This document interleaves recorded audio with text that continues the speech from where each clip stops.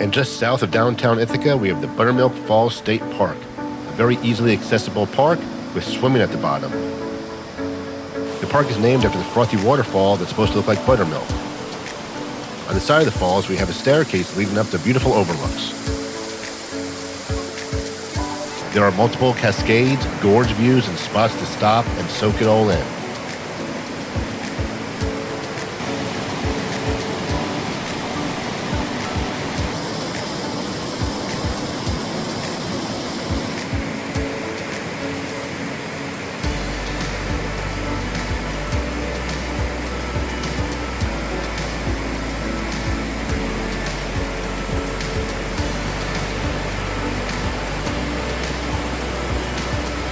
This was a nice way to end our first day up here at Finger Lakes, watching the sunset on the Buttermilk Falls.